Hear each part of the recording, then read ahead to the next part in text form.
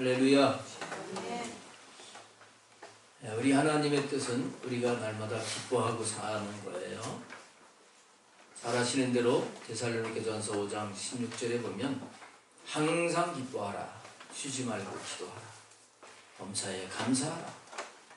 이는 그리스도 안에서 너희를 향하신 하나님의 뜻이니라. 네가 항상 기뻐하고 사는 게 하나님의 뜻입니다. 사람들이 다 기뻐하면서 살고 싶어 하지요. 행복하게 살고 싶어 하지요. 그래서 그 기쁨을 찾아서 여러 가지로 추구하는 그런 모습들을 보게 됩니다. 맛있는 걸 먹을 때 기쁨이 있습니다. 그러나 그 기쁨은 잠깐이죠. 여행을 가면 기쁨이 있습니다. 그러나 그 기쁨은 잠깐이고 또 돌아오면서 하는 얘기는 집 떠나면 고생이다. 이런 소리를 하고서 돌아오는 거예요. 자기 취미 생활을 하는 것, 그 기쁨으로 한다고 하지만 그것도 온전한 기쁨이 되어지지 못합니다. 오늘 말씀 가운데 29절에 보면 세례 요한은 나는 이러한 기쁨으로 충만하였노라 이렇게 고백을 하고 있어요. 우리들도 세례 요한과 같이 주님이 주시는 이 기쁨으로 충만한 삶을 살아가야 될 줄로 믿습니다. 그럼 어떻게 하면 우리 그리스도인들이 하나님의 뜻인 항상 기뻐하면서 살 수 있을까? 오늘 말씀을 통해서 이 진리를 우리가 잘 깨달아 기쁨으로 살면서 하나님의 뜻을 이루어 드려야 되겠습니다. 오늘 22절에 보면 그 후에 예수께서 제자들과 유대 땅으로 가서 거기 함께 유하시며 세례를 베푸시더라 이렇게 말씀을 하시죠. 예루살렘에서 사역을 시작하신 예수님이 이제 유다 땅으로 가셔서 그 유대 땅에서 함께 유하시면서 세례를 베푸셨다. 이 말씀 가운데 예수님이 함께 유하시며, 자, 이것이 굉장히 중요한 겁니다. 우리가 기쁨을 가지고 살려면 주님과 함께 해야 돼요. 주님이 우리의 기쁨이십니다. 나의 기쁨 나의 소망 되시며, 그렇게 찬송을 드리는 것처럼 주님이 나의 기쁨이 되어야 돼요. 그 주님과 바른 관계 속에서 주님과 함께 하기만 하면 주님 기뻐할 수 있습니다. 근데 주님은 예수님 믿은 사람들에게 함께 하셔요. 함께 하시는데 나와 함께 하시는 그것을 알면 기쁨이 나오는데 그것을 모르고 살면 기쁨이 없어져요. 누가복음 24장에 보면 두 명의 예수님의 제자가 엠마오로 갑니다. 그들의 가는 모습은 어깨가 쭉 늘어져서 한숨이 나고 절망 속에서 터덜터덜 걸어가는 그런 모습이었어요. 기쁨이 없습니다. 근데 구속에 죽으시고 사흘 만에 부활하신 예수님이 그들에게 오셔서 같이 동행을 하시게 돼요. 처음에는 예수님이신 줄 몰랐지요. 근데 이들이 나중에 예수님이신 걸 알았어요. 그들이 고백을 합니다. 그 주님이 말씀을 하실 때 우리 마음이 뜨겁지 않았느냐? 이미 나중에 그 주님이라고 하는 걸 알게 됐지만 주님이 함께 하심이 확실할 때 그 말씀을 통해서 그들의 마음은 뜨거움이, 그 답답했던 마음, 슬픈 마음, 이런 마음이 벌써 변화가 일어났던 거예요. 그리고 맞아, 그분이 주님이시야. 그 주님이 부활하셔서 이제는 영으로 계시는구나. 이것을 알고 그들은 힘을 내고 기쁨이 넘쳐서 예루살렘으로 돌아와서 부활하신 주님을 만났다고 전하는 자가 되었어요. 주님이 함께 계시지만 그 주님이 나와 함께 유하시는 것을 알 때에 그럴 때 기쁨이 있는 거예요. 우리는 주님과 동행하는 삶을 살아야 됩니다. 우리에게 주신 하루하루, 한 시간 한 시간, 하루에 24시간 주님과 함께 한다고 하면 우리는 항상 기뻐할 수 있어요. 주 예수와 동행하니 그 어디나 하늘나라, 이렇게 찬송을 그렇게 드리잖아요. 주님과 동행하면 하늘나라. 주와 같이 길 가는 것 즐거운 일 아닌가? 찬송만 부른다고 해서 기뻐하는 게 아니라 실제로 주와 같이 길을 가는 이 삶을 살게 될 때 우리는 세상에서 얻을 수 없는 그 기쁨을 가지고 살아갈 것입니다. 그 다음에 두 번째로 우리가 기쁨을 가지고 살기 위해서는 내 생각을 앞세우지 말고 하나님의 뜻을 앞세워야 돼요. 예수님께서 세례를 베푸십니다. 근데 4장 2절 말씀해 보면 예수께서 친히 세례를 베푸신 것이 아니요 제자들이 베푼 것이라 이렇게 분명히 말씀을 하고 있어요. 예수님이 직접 세례를 베풀지 않고 제자들이 세례를 베푸는 거예요. 그 똑같은 시간에 장소는 다르지만 요단강에서 요한도 살렘과 가까운 에논이라고 하는 곳에서 사람들에게 세례를 주고 있었습니다. 그런데 25절에 보면 이에 요한의 제자 중에서 한 유대인과 더불어 정결 예식에 대하여 변론이 되었더니 한 유대인이 정결 예식에 대해서 요한의 제자들하고 이렇게 말을 하게 되면서 변론이 일어났다는 거예요. 변론해가지고는 기쁨이 오질 않습니다. 레위기 15장에 보게 되면 하나님께서 그 율법을 주시면서 정결 예식을 말씀하신 부분이 있어요.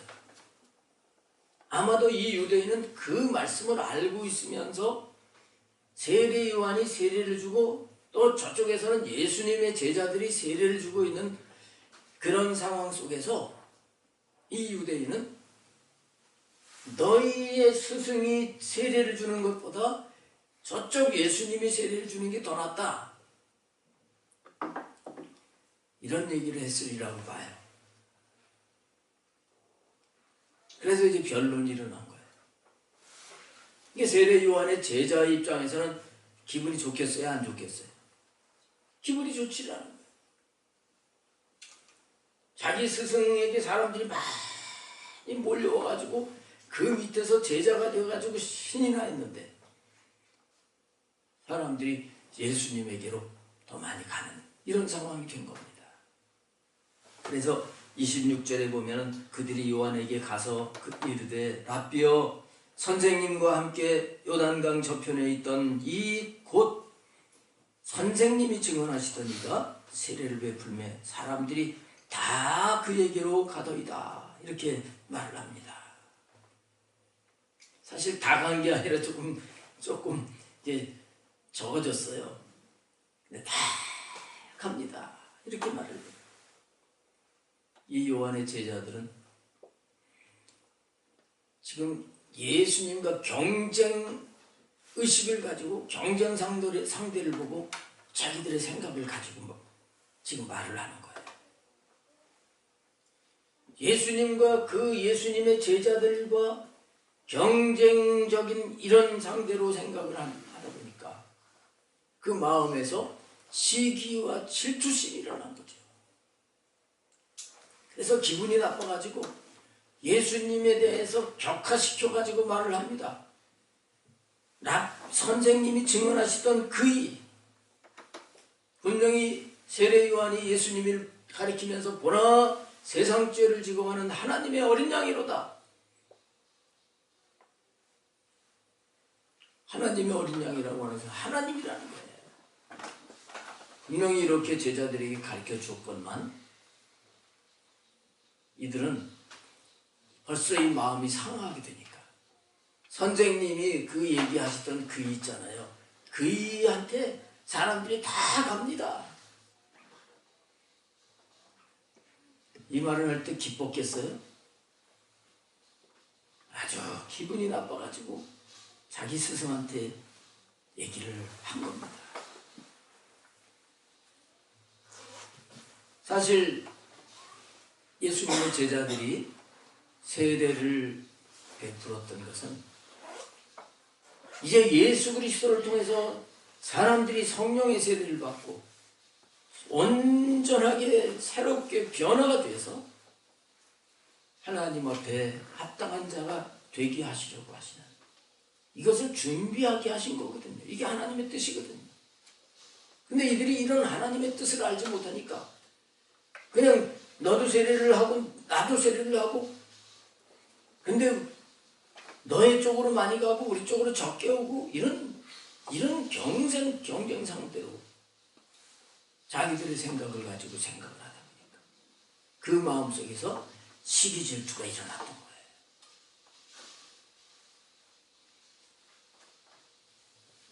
아담과 하와가 선악과를 따먹고 타락한 이후에 모든 인간들은 자기가 똑똑한 줄 알고 살아가는 그런 존재가 되었어요. 아이들 길러본 분들은 잘 아시지만 엄마 아빠가 볼 때는 참 아직도 모르는 것 너무너무 많은데 자기가 잘해도 그래도 그 선악과라고 하는 게 뭡니까? 선과 악을 알게 하는 나무. 이걸 어떤 이들은 지식나무라 이렇게 하는 거예요. 이 자기 생각이 옳다고 하는 일은 이 교만에 빠진 그런 존재로 태어나게 됩니다. 그래서 자기 생각이 맞지 않는데도 그게 마치 진리인 것처럼 맞는 것처럼 그러면서 주장을 하는 거예요. 그러다 보니까 어떻게 됩니까? 서로 부딪혀요. 서로 잘난 사람들끼리 만나니까 부딪히는 거예요. 그리고 경쟁 상도로 생각을 하고 다투면서 시기 질투하면서 더 갈라지기도 하고 싸우면서 이렇게 기쁨이 없는 그런 삶을 살게 되는 것입니다. 근데 우리가 알아야 될 것이 있어요. 우리에게 기쁨을 빼앗아가는, 기쁨으로 살지 못하게 하는 그 배후에 사탄이 있다는 걸 알아요. 시기 질투를 일으키는 사탄이 있다는 걸 알아요. 사실 우리가 이 비교의식만 없어도 마음이 편안한 거예요. 이 비교의식, 이 경쟁심이잖아요. 경쟁심. 여기서부터 시기 질투가 일어나가지고 기쁨을 빼앗아가고 그래서 원망하고 불평을 하고 다른 사람을 비난하고 비방하고 하나님 앞에서 이런 죄를 짓게 하는 그 역사를 사탄이 하고 있는 것을 알아야 돼요. 수많은 사람들이 이걸 속는 겁니다. 요한의 제자들은 지금 자기 생각이 맞다고 하면서 자기 스승에게 와가지고 이렇게 말을 하고 있는 것입니다. 오늘 우리가 이런 모습으로 산다면 아무리 나는 기뻐야지 하고 해도 기쁨을 금방 잊어버리고 살 수밖에 없어요. 로마서 8장에 분명히 말씀하고 있습니다. 육신의 생각은 하나님과 원수가 되나. 그 육신의 생각이라고 하는 게 그건 내 생각이거든요.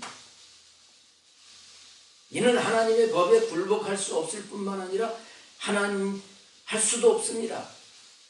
육신에 있는 자들은 하나님을 기쁘시게 할 수 없느니라고 이렇게 말씀합니다. 내 생각을 따라서 살아가가지고는 하나님을 기쁘시게 할 수도 없고 또 나도 기쁘지 못하는 거야. 이 진리를 우리가 깨달아야 돼요. 그래서 우리는 어떻게 해야 되겠습니까? 우리는 내 생각을 따라 살아가는 이 나를 늘 항상 십자가에 못 박고 늘 성령님의 지도와 인도를 받아서 하나님의 뜻을 따라서 살아가는 삶을 살아야 돼요. 특별히 이웃과의 관계 속에서 경쟁 상대로 보지 말고 이웃을 존귀하게 여기면서 그를 도와주려고 그를 세워주려고 하되 그것조차도 내가 할 수가 없습니다 하면서 하나님의 말씀하신 대로 성령님의 도우심으로 좋은 관계를 이루어간다고 할 때 우리는 기쁨이 충만한 삶을 살게 될 줄로 믿습니다. 그 다음 절을 보세요. 27절의 말씀에 보면 요한이 대답을 합니다. 제자들에게 하는 말이 만일 하늘에서 주신 바가 아니면 사람이 아무것도 받을 수 없느니라 이런 말을 하게 돼요. 여기서 요한은 이 세례 요한은 하나님의 주권을 확실하게 인정하고 있는 것을 알 수 있습니다. 여러분 우리가 기쁨으로 살려면 하나님의 주권을 인정하고 살아야 돼요. 지금 예수님께로 사람들이 세례를 받으러 많이 가는 건 그거는 하나님이 허락하셔서 가는 거다. 내가 예수님의 길을 예비하는 이 역할을 감당할 때는 하나님께서 나에게 세례받을 사람들을 많이 보내주셨지만 이제 예수님을 내가 소개하고 예수님이 주인공으로 등장을 하셨으니까 당연히 하나님은 저 예수님에게로 세례받을 사람들을 보내주시는 거다. 세례 요한은 이렇게 하나님에 의해서 되어진다는 걸 지금 확실하게 믿고 있는 거예요. 제자들하고 전혀 다릅니다. 세례 요한의 마음속에는 시기 질투하는 마음이 없어요. 어떻게 예수님하고 경쟁을 하겠습니까? 세례 요한은 그분이 누군지를 잘 알잖아요. 이거는 하나님이 하시는 것이다. 이렇게 인정을 했습니다. 여러분 우리가 인생을 살아가는 가운데 특별히 신앙생활을 하는 가운데 하나님의 주권을 인정해 드리는 것, 이 신앙 아주 중요한 거예요. 기본적이면서도 아주 중요한 겁니다. 이 세상의 모든 일은 하나님의 주권 아래서 이루어지는 겁니다. 아멘을 안 해도 그래요. 만사가 하나님의 섭리 안에 있는 것입니다.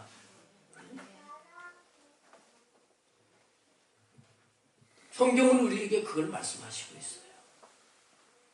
여러분 요셉이 형들에게 미움을 받아가지고 애굽의 노예로 팔려간 것, 형들이 못되긴 했지만 하나님이 종으로 팔려가게 하신 거잖아요. 종살이를 하는데 또 억울하게 보디발의 아내가 자기가 유혹을 해놓고서 또 자기가 미워해가지고 감옥에다 가둬요. 그런데 감옥에 갇히게 하신 분이 하나님이시잖아요. 그리고 애굽과 그 주변 모든 나라들에게 7년 동안 풍년을 주신 것이 하나님이시고 7년 후에 흉년을 주신 분이 하나님이시고, 그래서 그것을 통해서 하나님께서는 이 요셉을 애굽의 총리 대신으로 세우시고 자기 가족들을 애굽으로 오게 만드셔서 거기서 하나님께서 아브라함에게 약속하신 큰 민족을 만드시는 거예요. 우연이 되는 것 같고 사람의 실수 같지만 이 세상의 모든 역사는 하나님이 주관하시는 겁니다. 이거를 인정을 할 때 마음이 편해지는 거죠.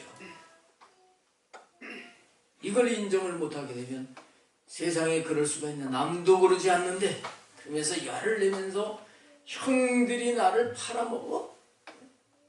내가 뭐가 잘못한 것이 있다고 나를 감옥에다가 가두냐. 억울해 죽겠다. 내가 나가기만 해봐라. 내가 뭘 들고 가겠다. 이런 삶을 살면 기쁨이 없어요. 요셉은 그렇진 않았어요. 이건 하나님의 주권 속에서 되어진 거다. 그래서 종살이를 하더라도 기쁨으로 잘 섬기니까 주인에게 인정을 받잖아요. 하나님이 귀하게 쓰시는 사람들은 다른 거예요. 다른 거. 다른 것 중에서 특별히 하나님이 섭리해 가신다. 이걸 믿는 것입니다. 이 하나님의 주권을 믿지 못하면 현실만 바라보게 돼요. 그러면 낙심하게 되고 절망하면서 탄식하게 돼요. 괜히 다른 사람 애꿎은 사람을 원망하고 환경 때문에 미리 걱정하고 두려워하고 이렇게 살아가게 되는 거예요. 여러분 분명히 로마서 8장 28절에 말씀하잖아요. 우리가 알거니와 확실하게 이걸 알아야 됩니다. 하나님을 사랑하는 자 곧 그 뜻대로 부르심을 입은 자들에게는 모든 것이 합력하여 선을 이루느니라. 할렐루야. 하나님이 주관하시기 때문에 그런 거예요. 이사야 45장 7절 말씀해 보면 하나님께서 택한 백성이라고 하는 이 이스라엘 백성들이 이제 바벨론이 쳐들어와서 나라가 망하게 되고 포로로 끌려가고 뭐 이런 상황 속에서 진짜 하나님이 살아계신 건가 의심할 수 있어요. 근데 하나님께서 이사야 선지자들을 통해서 말씀하시는 거예요. 나는 빛도 짓고 어둠도 창조하는 하나님. 나는 평안도 짓고 환난도 창조한다. 이 모든 걸 행하는 여호와니라. 안 좋은 거나 좋은 거나요, 다 하나님이 하시는 것입니다. 이 하나님의 주권을 전적으로 인정을 하고 나의 모든 것을 맡기고 의지하는 삶을 살게 되시기를 바랍니다. 그러면 감사가 나오게 되고 찬양하게 되고, 아, 그래서 하나님이 이렇게 하셨구나. 이럴 때가 와가지고 하나님 앞에 영광을 돌릴 때가 오게 되는 것이죠. 그 다음에 네 번째로 이제 28절 30절 말씀해 보게 되면 자기 자신을 바로 알아야 기쁨을 얻을 수 있다는 걸 알 수 있어요. 내가 말한 바 나는 그리스도가 아니요 그의 앞에 보내심을 받은 자라고 한 것을 증언할 자는 너희니라. 신부를 취하는 자는 신랑이나 서서 신랑의 음성을 듣는 친구가 크게 기뻐하나니 나는 이러한 기쁨으로 충만하였노라. 그는 흥하여야 하겠고 나는 쇠하여야 하리라. 요한은 제자들이 하는 그 행동을 보면서 참 답답했을 것 같아요. 그래서 오늘 여기 책망을 하는 부분입니다. 제자들에게 책망을 하는 거예요. 나는 내가 말한 바 전에도 말을 했는데 나는 그리스도가 아니다.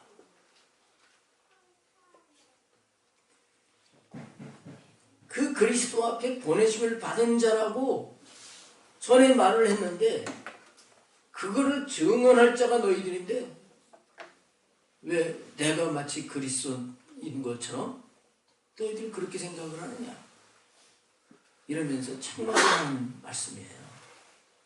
그러면서 이해를 하기 쉽게 하려고 신랑과 이제 신부 결혼에 대한 부분을 비유로 해가지고 설명을 하는 것입니다. 여기서 보게 되면 이 세례 요한은 자기가 어떤 존재라고 하는 것, 이거를 확실하게 알고 있어요. 신랑은 누굽니까? 신랑이 예수님. 신부는 누굽니까? 그 예수님 믿는 영혼들이에요. 자기는 뭐예요? 신랑의 친구라는 겁니다. 주제 파악을 확실하게 했어요. 그럴 때 자기는 기쁨이 충만하다는 것입니다.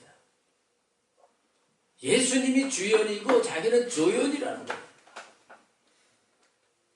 여러분, 거기에서 자기가 조연에 불과한데 자기가 마치 주인공인 것처럼 하게 되면 내가 하면 저걸 잘할 텐데 난 왜 안 시키지? 그러면 기쁨으로 조연 역할도 잘 못할 거예요.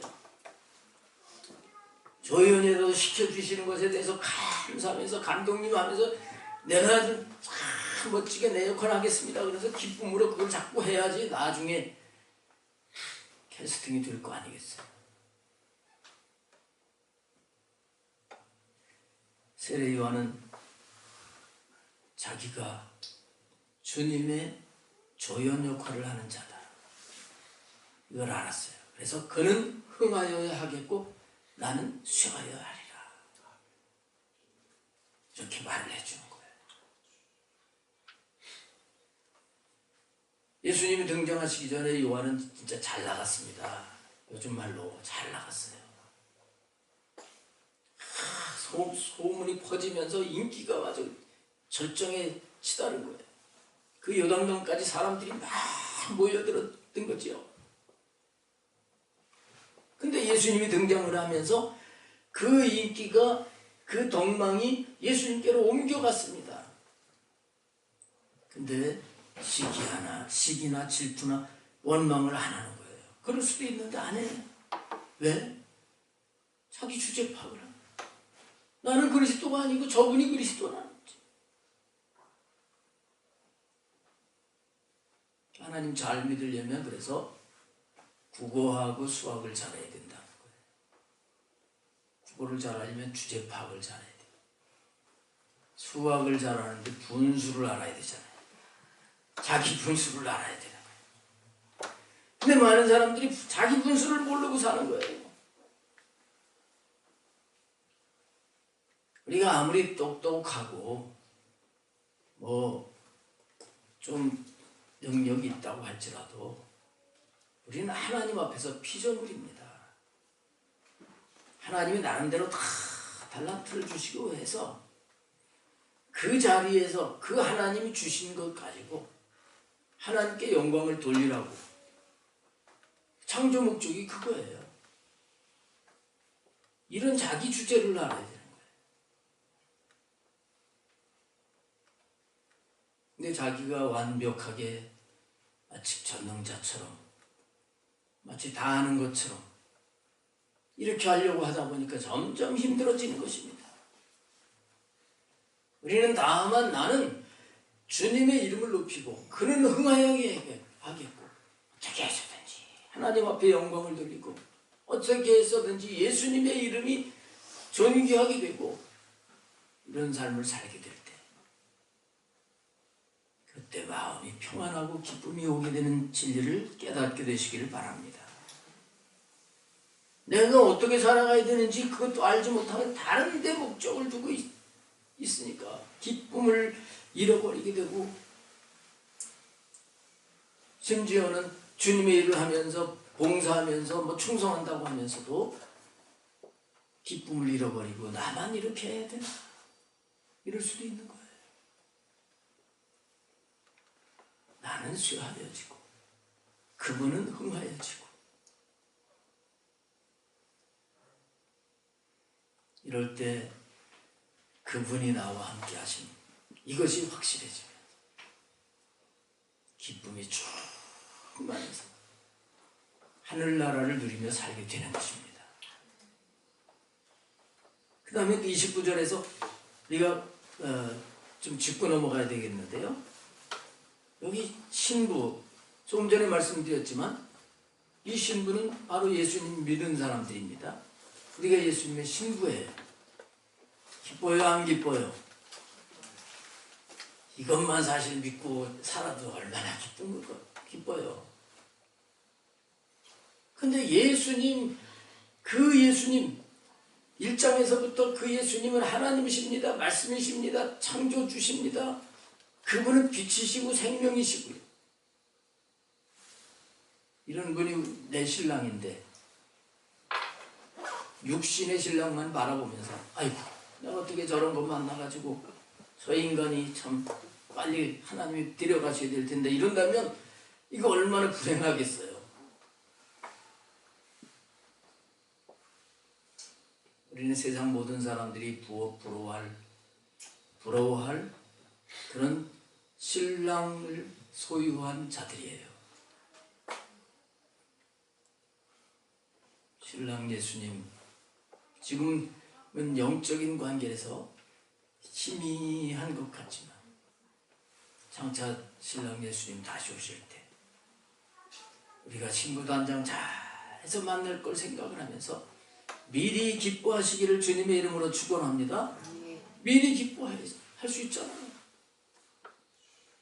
더 영적으로 성장할수록 그분이 정말 나의 신랑이 되셔서 신랑이 돼서 사랑하시고 간섭하시는 이걸 알아간다면 얼마나 기쁩니까?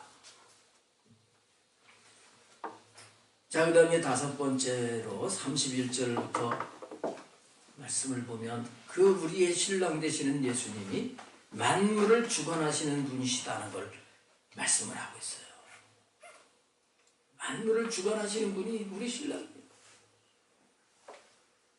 내 육신의 남편은 그 능력이 별로 없어가지고 뭐 갖다 주는 것도 별로 없고 그럴지 몰라도 우리 예수님은 만물을 주관하시는 분이에요.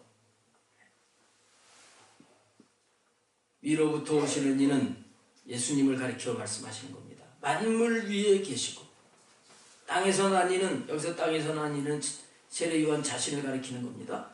땅에 속하여 땅에 속한 것을 말하느니라. 하늘로부터 오시는 이는 만물 위에 계시나니. 다시 반복해서 만물 위에 계신다. 만물 위에 계시면서 만물을 주관하시는 분이 예수님이시라는 것을 증거하는 것입니다.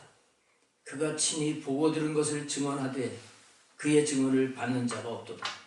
예수님은 만물을 창조하신 만물 위에 계시는 하나님이시기 때문에 그 하나님 하늘에 계시다가 오셨기 때문에 그분은 친히 보고 듣고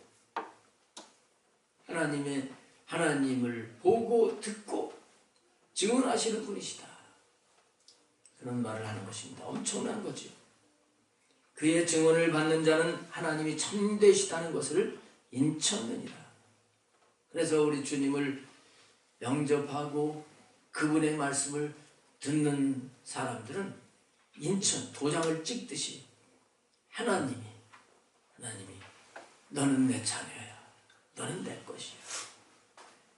이렇게 주시게 되는 것이지요. 하나님이 보내신 이는 곧 예수님을 가리켜 말씀하시는 것입니다. 하나님의 말씀을 하나니 이는 하나님이 성령을 한량없이 주심이니라. 그리고 아버지께서 아들을 사랑하사 만물을 다 그의 손에 주셨으니 그랬죠.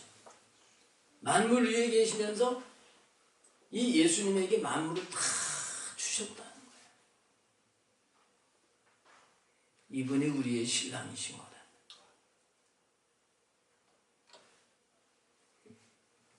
이걸 믿을 때 기쁨이 나잖아요. 예? 자다가도 웃음이 나와야지 되는 거예요. 자다가도. 얼마나 감사한 일입니까?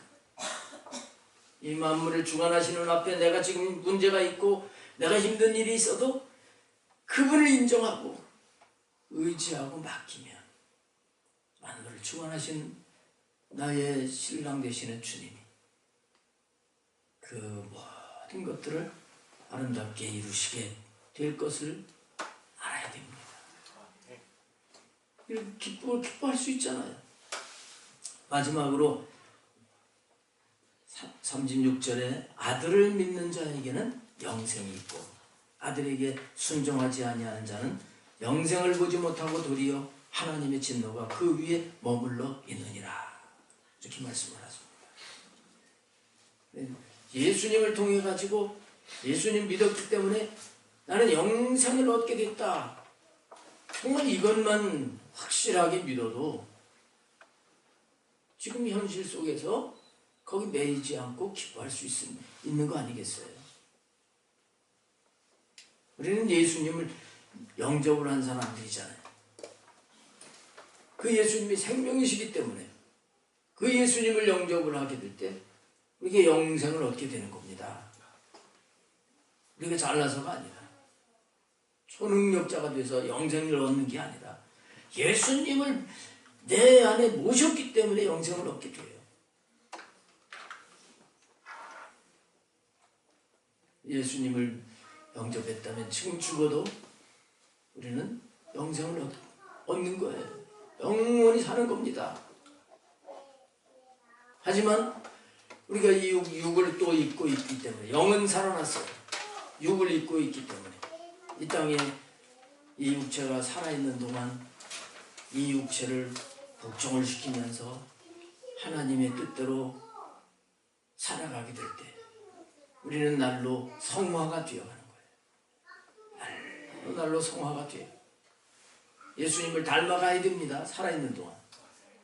이럴수록 점점 처음에 예수님 만나고 받았던 그 기쁨, 반짝 기쁨이 아니라 점점 내가 영생을 얻은 생명이 있는 자인 걸 알고 성장해 갈수록 기쁨이 충만해지는 거죠. 이렇게 살다가 우리가 육체가 이제 다 수완이 끝날 때 우리는 영원히 천국에서 기쁨을 누리고 살게 될 것입니다. 이걸 미리 생각을 하면서 미리 기뻐할 수 있잖아요. 오늘 하나님 우리가 기쁨을 회복하기를 원하십니다. 사실 엄밀히 따지면 세례 요한은 율법 시대 사람이에요. 우리는 복음 시대, 예수님을 믿고 이제 복음 시대의 사람이잖아요. 이 세례 요한이 내가 그 예수님 때문에 기뻐한다고 이렇게 얘기를 하는데 우리가 예수님 믿었는데도 그 기쁨으로 충만하지 못하다면 오늘 우리 말씀을 깨닫고 다시 기쁨을 회복해야 될 줄로 믿습니다. 정말 어려운 그 환경을 바라보지 말고 주님이 나의 기쁨인 것을 알고 오늘 말씀을 잘 적용을 해서 기쁨을 회복해서 우리 아버지를 기쁘게 해드리는 저와 여러분이 되어야 될 줄로 믿습니다. 기도하겠습니다.